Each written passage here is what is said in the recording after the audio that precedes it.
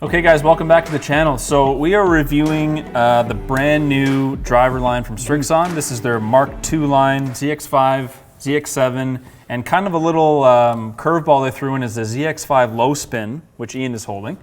So it's actually a 3-driver lineup now. So kind of different to put the more forgiving model, which is the ZX5, in a low spin model. Definitely.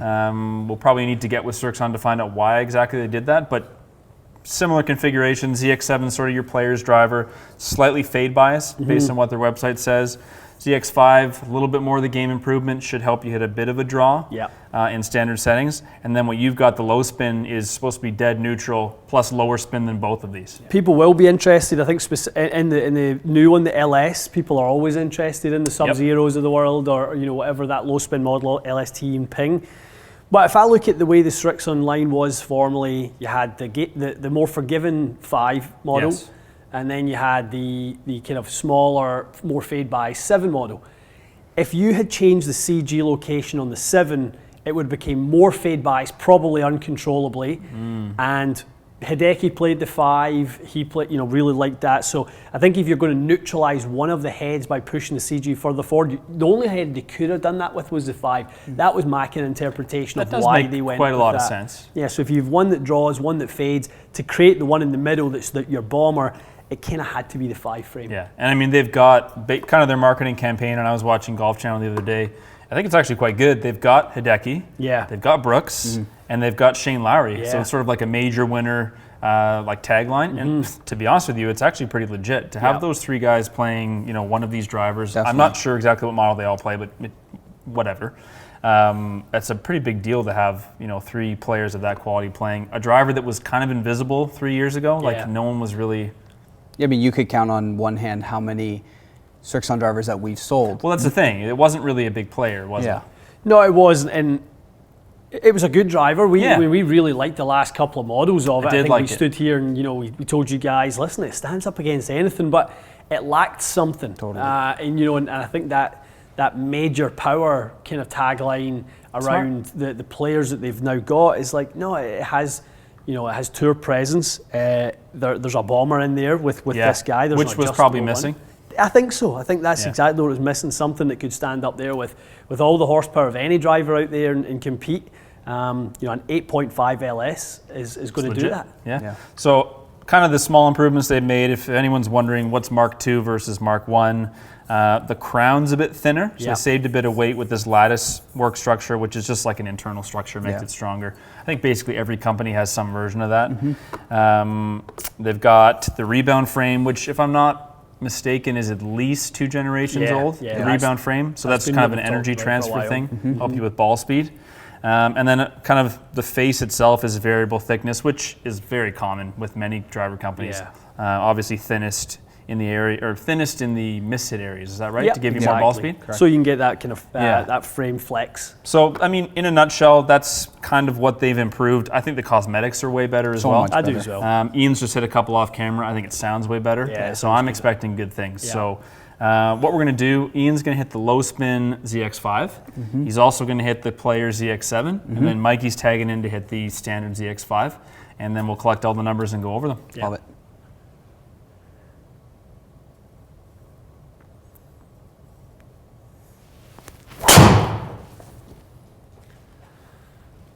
A decent opener. Yeah, that sounded really good. Felt quite solid. Sounded really good. They've done something pretty smart with the paint. They've rolled the paint into the face to reduce the look of how much loft is on it as well. So, for those players obviously gravitating towards the low spin model, you can see very little face. Interesting. So, it doesn't look like it's got any loft on it. Matty. Good opener there. Yeah, felt like a nice strike. Extremely efficient for the club head speed. You got plenty of ball speed. High launch, low spin. Yeah. That's looks like what the driver's designed to do. Is it's done it well. That wasn't a very good strike. No, what part of the head? That got quite out into the toe there. It worked a lot to try to come back for you too. It almost came back to center. Okay, so you're 15 millimeters toe is significant. But I would say the launch stayed high and the spin didn't go too low. Yeah. You kept most of your ball speed. Efficiency dropped barely. Yeah. That's a pretty good miss. Better? Okay, maybe marginal. I mean, you've hit 3 really serviceable drives. It sounds great. It's a good sounding driver. All titanium, right? So no carbon? No carbon, yeah. I mean, you've got a strike cluster, I would say. Slightly toe side, very similar launch, very similar. You're on the edge of, spin rate. Totally. So it's a low spin driver, and I would say you as a player are someone that generally plays a low spin head, plays lowish loft. Yeah. So for you to be seeing, sub 1800s, it's definitely a low spin head, no question. Yeah, without a doubt. And then hopefully what that does, because at this speed, you wouldn't really want this head, but as you ramp up the speed, you probably would want it a little bit more to manage the miss hits. Definitely. Good swing. Yeah. That was the closest to a decent swing I've put on it.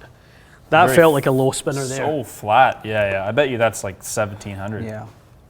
1590. Wow. Yeah. So just a little high in the, but to be fair, you're striking it and you have a very small strike pattern, which is good. But just a little high in the face, that is really, really low spin.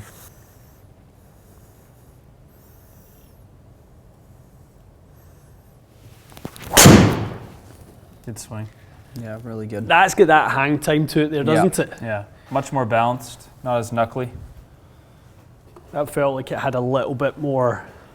Yeah, that was way better in the launch and spin. That's good. So, I mean, faster, much closer to the center, got it out of the toe. Your launch is up, your spin's still down, fastest ball speed. It's really good. I think it's done exactly what they want. Yeah. Definitely competes against all the other LS models out there. Yeah, it's as low spin in those configurations as we've seen. If we take a look at, it's a pretty high launch, low spin head. It is. And you were able to keep a pretty nice dispersion circle on those shots that we got out of it. It's very efficient. That's as high as it gets. You're right, like low dynamic loft is what it's designed to do. Yeah. This is a bit exaggerated. I would say you were kind of about here with the strike, just slightly off center. But good delivery and everything. Nothing bad to say about it. I'm just curious how the other heads are going to differ once we get into those. But that's a great driver. Yeah, I think for those looking for a flat ball flight, I mean, 11.5 and 19. That's flat. It really is, and so they've not just tiptoed their way towards low spin. It's really quite low spin. They've committed to it. Yeah, that's 85 feet was your average peak height on that, and you had a couple 70s. Yeah. So it does exactly what it says it's going to do. I think it sounds great too. It really does. Both Mikey and I were loving the sound. So let's flip you into the ZX7. It's going to be a little fade biased at first, and we'll see how it goes. Okay, so into the ZX7 Mark II, which is kind of the player's shape. We've got it set up. There are 2 adjustable weights, toe and heel. You can go quite significant actually, up to 14 gram custom weights and 2 grams. So you can make it super fade or draw bias. We've just got it balanced 6 and 6. So you should see a very neutral flight out of this. Albeit, this looks amazing. It does look good at address. It looks amazing. Good. A bit deeper. Just the proportions on it are a bit better. I see a bit more face. I love the shape of this one. Good. Like I like the flight of the 5, but this to me would be by far. Nice shape. Like this is my TSR3 type. Is that what it reminds you of? Yeah, like that type of model. Like it looks phenomenal. I also think the flat finish actually looks really, really good on this. I know a lot of companies are going gloss this year, but to be honest, I really like kind of like the flat finish they've done on this.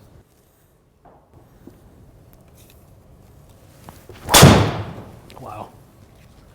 Very different. See the sound difference? Yeah, it's higher pitch. It is a higher pitch sound. Great flight though.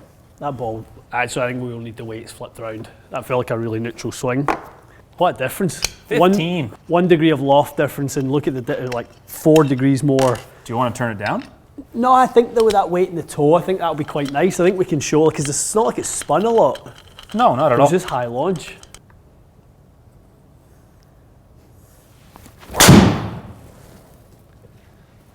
How'd that feel? Yeah, it was a really nice strike. It just turned it ever so slightly.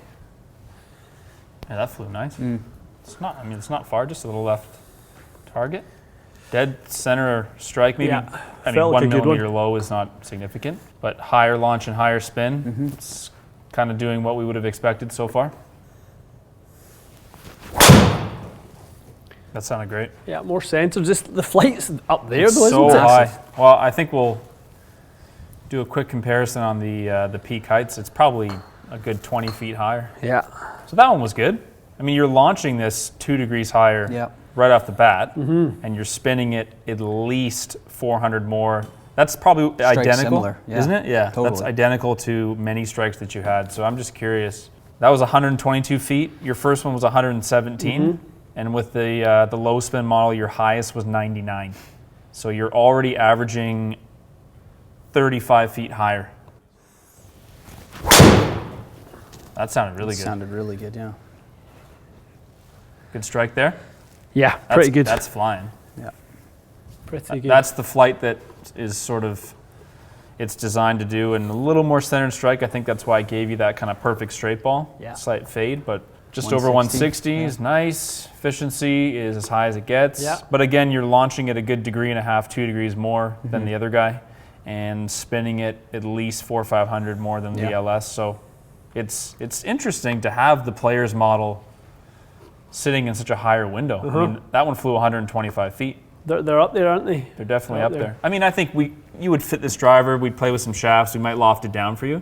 But in its stock configuration, it is much higher flighted than the LS model, which makes sense. It really does. It's very interesting. The height on it is much higher than I thought it was going to be. I mean, I don't think any of us would have thought there would be like a 45 foot difference in peak height. No, the launch angle is the one that's kind of surprising me. Yeah. I didn't think your launch would come up into that 14 range. Yeah. Yeah. So obviously the CG must be pretty far back and low.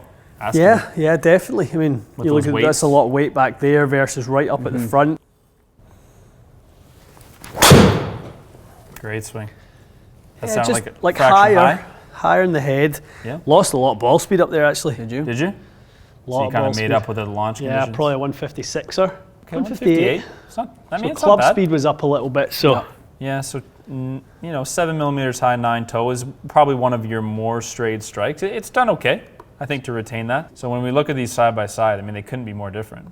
it just goes to show, doesn't it? I mean, we've got the weight set neutral, so it's not really looking for it to do either or. But No.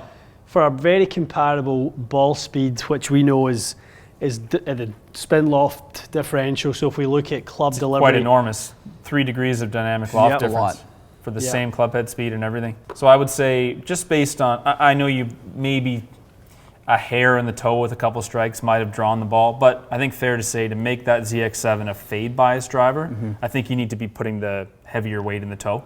We've got it balanced, but I think the 10, 12, 14 grams in the toe makes this fade bias. I think it's pretty neutral. I really do as well. Yeah, I don't think it does a really whole lot for the fade bias unless you start tinkering with it.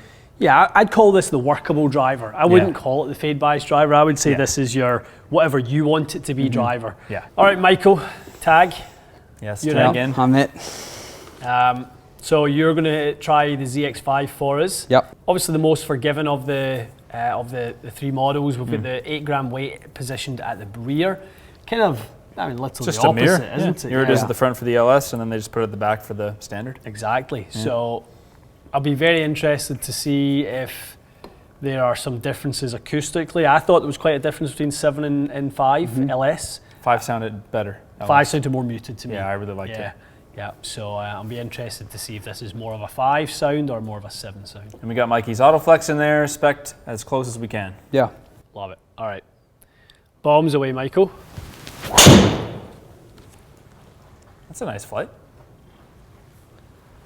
That's more of what we see from you, 260. 60 in the air. Still is nothing high wrong with loft. that. So how was that on? 16 what? Okay, so you got good launch, good spin. There we go. Good ball speed. So you're 1.45 efficiency, just like we saw with Ian. Again, another one quite good. Yeah. On flight, maybe not quite as deep as the first one. Just a bit low in the face. Yeah, a little bit Yeah, low. low on the face. I mean, it's done well though. You wouldn't hate it. Just to kick the spin up a bit. Yeah. I like that. Yeah, that sounded more in the meat of the club. Closer. Good sound. As we were mentioning just off camera, like it's meant to be a bit draw bias, so I don't think I consider these down the left to be fairly centered for Mikey there. Higher launch, higher spin, kind of what we'd expect, but the output's good on ball speed. Yeah, I mean, I think for Mikey, we have opened this a little bit in trying to get the loft down. We knew that 9.5, when Mikey plays an 8 degree TSR3, is not going to be you know, the one that's, would be testing it very unfairly. Yeah. I think what we do quickly here is flip them into the 5 low spin just for a couple, because we could stand and watch Mikey do this another 10 times. Not going to do anything different at this point. Yeah, why don't you try the LS for a couple swings? Yeah, let's do that.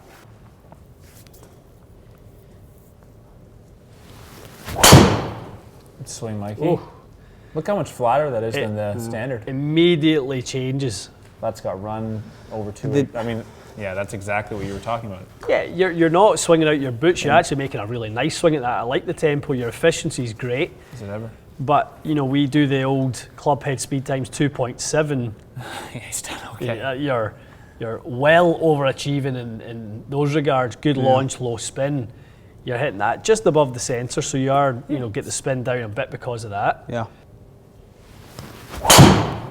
Great swing, Mikey. Like that flight is crazy. The difference in it's half them from a launch perspective is insane. Yeah. So by just introducing something that changes the dynamic loft for Mikey, obviously strike point, we know what that's going to do, but definitely drastically different. Pretty amazing when you look at the ball data. I mean, it's half the flight height. The spin is same launch. Same launch is kind of cool to see, but the spin from the CG location is just completely different. Now this is too extreme. Obviously, I know everyone watching is going, "Oh, Mikey doesn't want to spin it at 1400." Obviously not. We know.